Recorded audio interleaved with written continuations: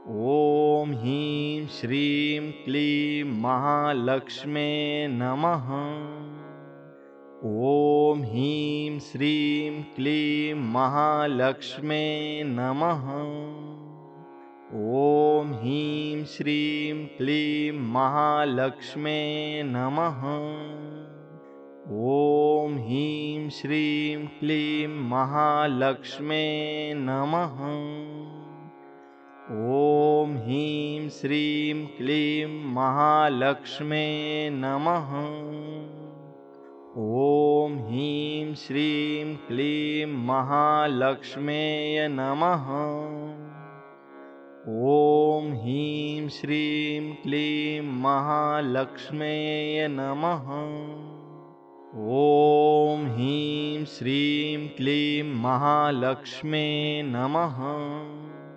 ॐ ह्रीं श्रीं क्लीं महालक्ष्मे नमः। ॐ ह्रीं श्रीं क्लीं महालक्ष्मे नमः। ॐ ह्रीं श्रीं क्लीं महालक्ष्मे नमः। ॐ ह्रीं श्रीं क्लीं महालक्ष्मे नमः। ॐ ह्रीं श्रीं क्लीं महालक्ष्मे नमः। ॐ ह्रीं श्रीं क्लीं महालक्ष्मेय नमः। ॐ ह्रीं श्रीं क्लीं महालक्ष्मेय नमः। ॐ ह्रीं श्रीं क्लीं महालक्ष्मे नमः। ॐ ह्रीं श्रीं क्लीं महालक्ष्मे नमः। ॐ ह्रीं श्रीं क्लीं महालक्ष्मे नमः। ॐ ह्रीं श्रीं क्लीं महालक्ष्मे नमः। ॐ ह्रीं श्रीं क्लीं महालक्ष्मे नमः। ॐ ह्रीं श्रीं